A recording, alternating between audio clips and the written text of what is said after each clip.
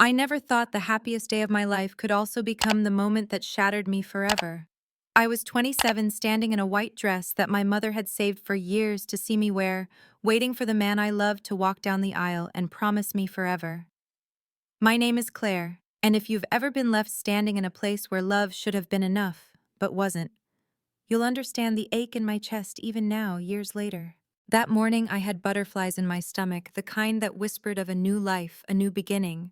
My best friend Emily tried to reassure me as she adjusted my veil. "He loves you, Claire. He's just nervous. Maybe he's making sure everything is perfect." Her smile trembled though, and I saw the doubt in her eyes. Richard, the man I loved, was not the type to be late. He was precise, disciplined, raised to live by schedules and perfection. Every tick of the clock echoed like thunder in my chest.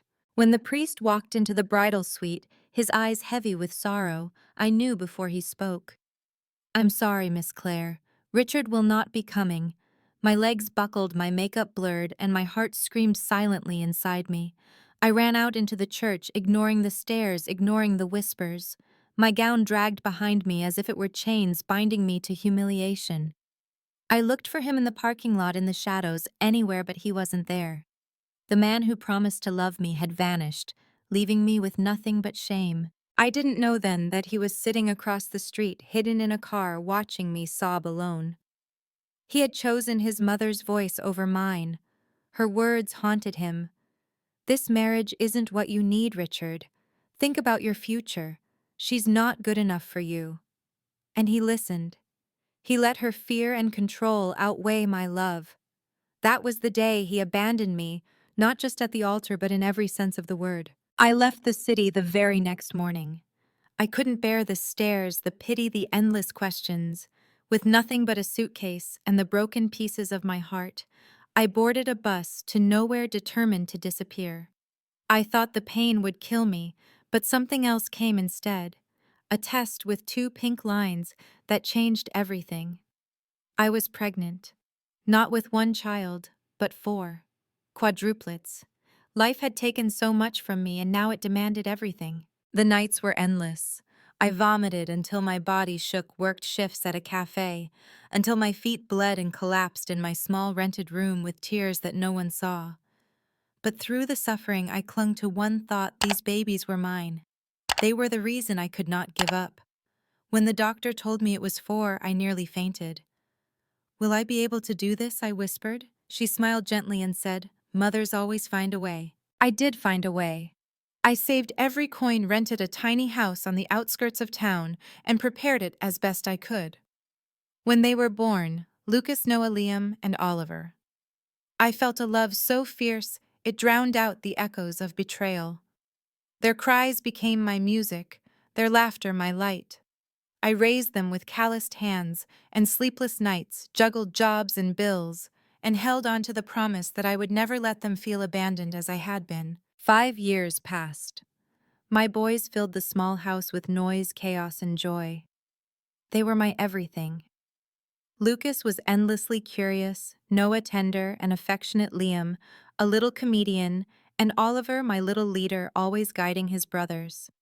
I thought I had left Richard behind in another life, but fate has a cruel way of circling back. One ordinary afternoon at the park, as the boys ran to the swings, I froze. Sitting on a bench, older but unmistakably him, was Richard.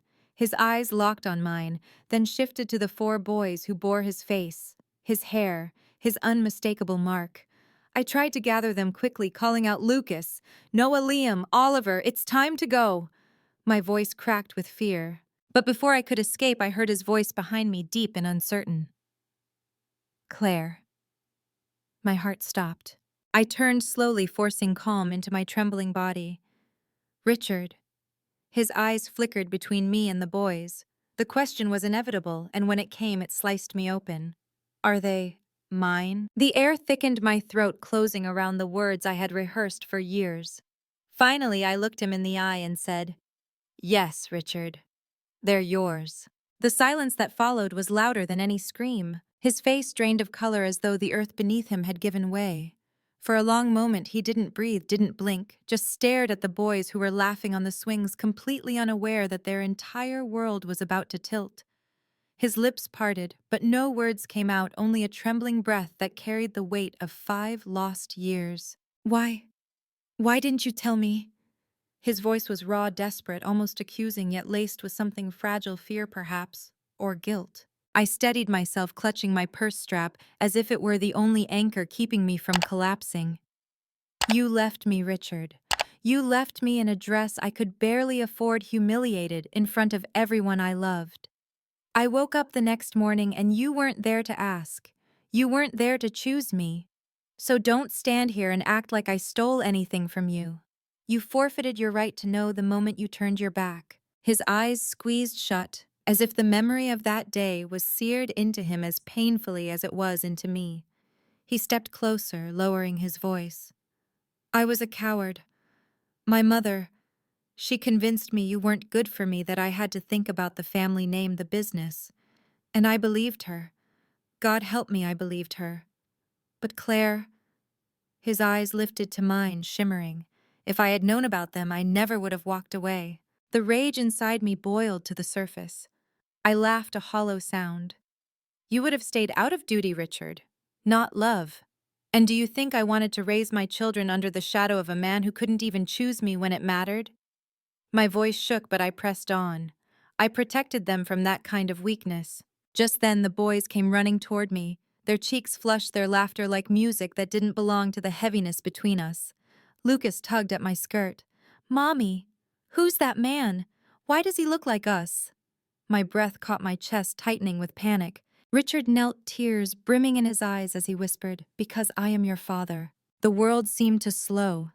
My sons froze, their little eyes darting between me and him, confusion clouding their innocence. I wanted to scream, to pull them behind me, to run and never look back. But something inside me cracked open. They deserved the truth, no matter how much it tore me apart. Yes, I whispered, my throat raw. This is Richard. He's your father. The boy's reaction split me in 4 directions at once. Noah wrapped his arms around my legs, sensing my fear. Liam, bold as always, walked closer, studying Richard with wide, curious eyes. Lucas tilted his head, questions swirling. And Oliver, the quiet leader, stared at Richard with something unreadable, as if he recognized a piece of himself in the stranger before him. Richard's hands trembled as he reached into his pocket, pulling out a small silver locket I hadn't seen in years. He opened it, revealing the photo of us taken just a week before the wedding, our smiles frozen in a time before betrayal. I never stopped carrying this, he said, voice breaking. I never stopped loving you. I wanted to snatch it, to throw it into the dirt, to scream that love wasn't enough when abandonment left scars that never healed. But I couldn't move. My boys stared at him with wide eyes, and I knew their lives had just split in two, the life they'd known and the life that had been hidden from them. Please, Claire, he begged. Let me explain to them. Let me try to be part of their lives. Don't punish them for my mistakes. My chest burned with fury and heartbreak. He wanted to be their father now. After I had carried them alone through sickness, through hunger, through nights, I thought I wouldn't survive. Where was he when I screamed into the dark, begging for relief? Where was he when I worked until my hands bled to buy their shoes? Where was he when I held them through fevers and nightmares? I looked him dead in the eye, my voice cold as steel. You don't get to decide when you're ready to be a father, Richard. That decision was made the day you left me at the altar. But deep down, a terrible truth gnawed at me. No matter how much I hated him, no matter how much I wanted to erase him, my boys had the right to know their father. And that meant the war inside me was only just beginning. The days after that encounter blurred into a haze of tension. Richard began showing up at the park more often, sometimes just watching from afar, other times trying to approach the boys with awkward attempts at conversation. They didn't understand the weight of his presence. How could they? To them, he was just a stranger who suddenly appeared, one who looked eerily like them. But to me, he was a wound that refused to heal. One evening, as I tucked the boys into bed, Oliver, the most perceptive of the 4, asked the question I had been dreading. Mommy, if he's our daddy, why doesn't he live with us? His little voice pierced through me like a blade. I brushed his hair back gently, forcing a smile I didn't feel. Because sometimes adults make mistakes, and sometimes they don't realize what's important until it's too late. He frowned as if trying to carry more truth than his young heart could hold. What I didn't tell him was that Richard's mother had already called me. Yes, the same woman who once whispered poison into her son's ear, convincing him I wasn't good enough. Her voice was as sharp as I remembered, dripping with disdain. "You've made your point, Claire. You kept them hidden all these years. But don't you dare think for a second that you'll get away with tarnishing our family's name. Those children may carry his blood, but they will never carry our legacy unless I say so." Her words sent a shiver down my spine. I had fought too hard, sacrificed too much to let anyone rip my children from me. I slammed the phone down, shaking with rage. She thought she could dictate their worth, their place in the world, just as she once dictated Richard's choices. But she underestimated me. I wasn't that trembling bride anymore. I was a mother who had survived abandonment, poverty, and loneliness. And I would burn the world down before letting her harm my sons. Richard came to my door the very next night. His eyes were weary shadows carved deep into his face. "Please, Claire," he said, his voice breaking. "Don't shut me out. I know I don't deserve forgiveness, but they deserve a father. Let me make it right." I stood in the doorway, arms crossed, my heart battling itself. Make it right, how? By throwing money at the years we lost. By parading them in front of your mother to prove you can be the perfect son after all. My voice shook with fury. "You left me to carry this alone, Richard. You don't get to walk back in and erase that." His eyes filled with tears, but this time he didn't argue. He reached into his jacket and pulled out a stack of documents. "These are the shares to my company. I've already put them in the boys' names. I don't want them to grow up with nothing. I want to give them what I can, even if you never let me near them again." The papers trembled in my hands as I flipped through them. My sons, my little boys who had worn hand-me-down shoes and eaten dinners of rice and beans, were now heirs to a fortune I had once thought was beyond our reach. But instead of relief, I felt anger rising in me again. Money couldn't buy back their lost birthdays, their first words the nights they asked for a father and I had none to give. I looked at him, tears streaming down my face. "You think this makes you a father? You think ink on paper makes up for the years I carried them alone?" My voice cracked. "The truth is, you will never be able to undo what you did, and they will grow up knowing that." Richard sank to his knees, his voice ragged. "Then let me try, Claire. Let me spend the rest of my life proving that I can be more than the coward who left you behind." I wanted to slam the door. I wanted to scream. But when I looked back at the table where the boys' school drawings lay scattered, 4 little versions of him sketched in crayon, I realized the war wasn't just mine anymore. My children deserved the truth. And whether I liked it or not, Richard was part of that truth. The only question was whether letting him back into our lives would heal us, or destroy us all over again. The weeks that followed were a battlefield of emotions, each day pushing me closer to a breaking point. Richard persisted, but not with the arrogance of a man who thought money could solve everything. He showed up at the park with snacks for the boys, not extravagant gifts, just simple things, a bag of apples, a ball to kick around. He listened when they spoke, knelt down to their level, and laughed in a way I had never seen before. For the first time, I wondered if maybe, just maybe, he wasn't the same man who left me at the altar. But every step forward with him felt like a betrayal of myself. I couldn't erase the image of that church, the whispers, the humiliation that still burned inside me. His presence stirred every scar I'd spent years burying, and his mother's shadow hovered like a storm. She sent letters now written in perfect cursive, each one dripping with threats wrapped in politeness. "If you care about their future, you'll step aside. My son is destined for more than a life tied to your mistakes." One night after the boys were asleep, I sat alone at the kitchen table with a glass of water that trembled in my hands. The house was quiet, except for the steady tick of the clock. Richard knocked softly, and I let him in against my better judgment. He looked around the cramped space, his gaze lingering on the boys' crayon drawings taped proudly to the walls. "You built all this without me," he whispered, his voice heavy with shame. I didn't answer. Instead, I asked the question that had been festering in me since the day he found us.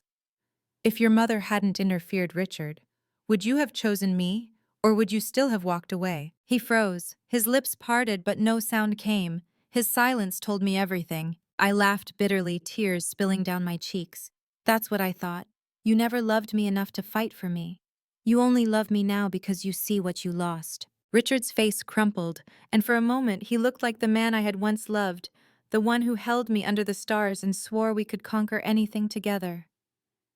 You're right, he said hoarsely. I didn't fight then. I was weak. But I swear to you, Claire, I will fight now. For them. For you. For everything we could have been. Before I could respond, a sharp knock rattled the door. My heart leapt into my throat. Richard stiffened, his jaw tightening. I opened it to find two men in dark suits, their presence suffocating. Mrs. Clare, one of them said smoothly. We represent Mrs. Crawford. She requests custody discussions regarding the children. My blood ran cold. Behind me, I felt Richard tense like a coiled spring. Over my dead body, he growled, stepping between me and the men. But they only smiled politely, as if they held all the power in the world. After they left, I collapsed onto the couch, trembling. Richard knelt beside me, his hand hovering close but not touching. I won't let her take them, he swore. She's my mother, but she doesn't own me anymore. She doesn't own us. I wanted to believe him.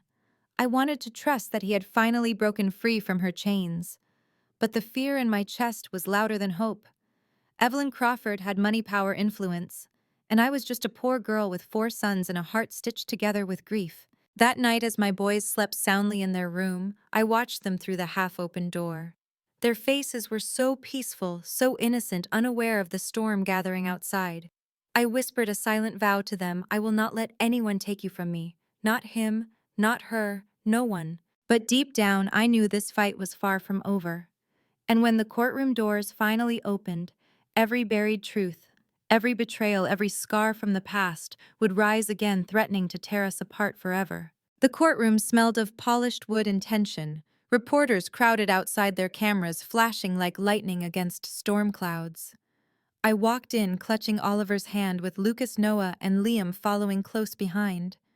Their small eyes darted nervously around the room, sensing the gravity, even if they didn't fully understand it.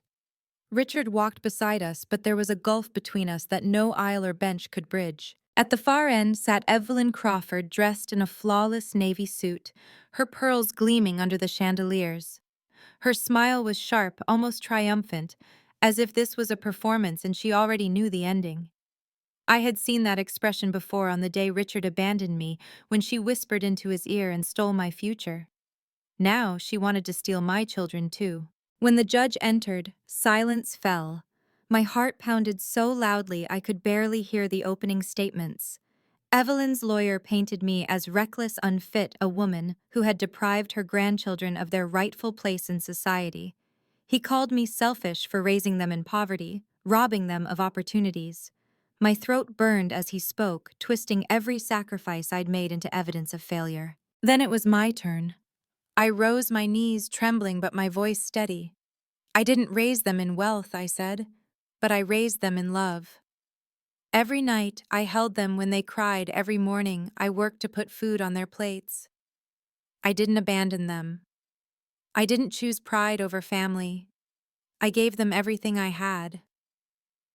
That may not have been riches, but it was real. My voice cracked, but I held my head high. You cannot measure a mother's worth in money. The judge listened, but Evelyn's influence loomed like a shadow over every word. Then Richard stood. His voice was low, but it carried across the room. My mother is right about one thing I failed. I failed Claire. I failed our children. I let fear and pride dictate my choices. But if you want to know the truth of these boys' lives, don't look at me. Look at her. He pointed to me, tears shining in his eyes. She is the one who saved them. She is the one who carried them when I was too weak. If anyone here questions her worth, let them question mine first. Because I'm the one who abandoned them, not her. A stunned hush fell over the courtroom. Even Evelyn's perfect smile faltered, the pearl necklace at her throat, rising and falling with sharp breaths. I stared at Richard, torn between fury and gratitude. He had finally spoken the truth, but was it too late? The judge called for a recess. Outside in the hallway, Evelyn cornered me, her voice a hiss. "You think you've won because he defends you? Don't be naive, Claire. Men break, money bends. In the end, everyone has a price. And when I find yours, I'll take what's mine." Her words chilled me, but for the first time I didn't cower. I stepped closer, my voice steady. "You'll never own them, Evelyn. They're not pawns. They're my sons. And I'd rather die than let you raise them in the same prison that broke your own child." Her eyes narrowed, fury flashing before her mask of elegance snapped back into place. She turned on her heel, her heels clicking like gunshots against the marble floor. That night, I lay awake watching the boys breathe in their sleep. Richard sat in the chair by the window, silent, haunted. The truth was clear. Evelyn wouldn't stop until she had torn us apart, and the only way to protect my children was to expose everything. The lies, the betrayals, the long-buried secrets of the Crawford Empire. But exposing the truth meant risking everything, even the fragile bond I was only just beginning to rebuild with Richard. The question gnawed at me: would the truth set us free or destroy us all over again? The final hearing arrived like the eye of a storm, calm on the surface, but I could feel the air pulsing with danger beneath it. My boys sat in the back with Emily clutching juice boxes, unaware that the next few hours could decide the course of their lives. I stood at the front of the courtroom, trembling but unbroken. I wasn't just a woman fighting her past anymore. I was a mother defending the only future that mattered. Evelyn entered with her entourage of lawyers, her heels clicking like a queen returning to her throne. She carried herself as though victory was inevitable, as though she could crush me with the weight of her name. But today I had something she didn't, a truth too heavy for her to bury. When the judge called me to testify, I pulled out the folder Richard and I had unearthed in secret. My voice shook as I explained, but I forced myself to continue. "These are records of payments, settlements, and silenced complaints, families destroyed by Crawford Holdings. My mother's name is here. She tried to speak the truth, but she was erased. My children deserve more than to inherit an empire built on pain and lies. They deserve freedom." Gasps echoed through the room as I handed the folder to the clerk. Evelyn's mask slipped for the first time. Her lips tightened, her knuckles white on the armrest of her chair. Richard stood, then his voice clear and unshaken. "I am Richard Crawford, heir to this company, and I renounce my claim. I refuse to let my children grow up in chains of guilt. Today I choose them. I choose Claire, and I choose the truth." The courtroom erupted into chaos, reporters scribbling, lawyers shouting, Evelyn rising to her feet in fury. She tried to speak, but the judge silenced her with a gavel strike. In that moment, I saw something flicker in her eyes, not just anger, but fear. For the first time, she realized her power had limits. When the ruling came, my knees nearly gave way. The judge declared custody would remain with me, full and unconditional. Richard was granted visitation rights, but Evelyn's petition was denied. The empire she had built on control began to crumble under the weight of truth. Afterward, outside the courthouse, Richard approached me. His hands shook as he reached for mine, but he didn't force it. "Claire," he whispered, "I know I can't undo what I did, but please let me try to be the father they deserve. Not for me, for them." I looked at him, the man who had once broken me, now stripped of pride, standing vulnerable and bare. My heart ached with old wounds, but when I glanced back at the boys, 4 pairs of eyes watching us with hope, I knew the choice wasn't about me anymore. "I can't promise forgiveness," I said softly, tears filling my eyes. "But I can promise this: we will never let them feel abandoned again." He nodded, tears spilling down his cheeks, and for the first time I believed him. That night I held my sons close as they slept, their small bodies warm against mine. For years I had carried the weight of betrayal, the sting of humiliation, the ache of doing it all alone. But as I listened to their steady breaths, I realized something profound. Betrayal had shaped me, yes, but it had not destroyed me. Love had carried me through. Love and the unbreakable bond of a mother who refused to surrender. To anyone watching, to anyone who has been abandoned, betrayed, or told, "You weren't enough," remember this: Your scars are not weakness. They are proof you survived, and sometimes survival itself is the loudest victory. If my story touched you, please like, share, and subscribe, and leave a comment with your thoughts. Because stories like these deserve to be heard, and together we remind the world that love, real love, is worth fighting for.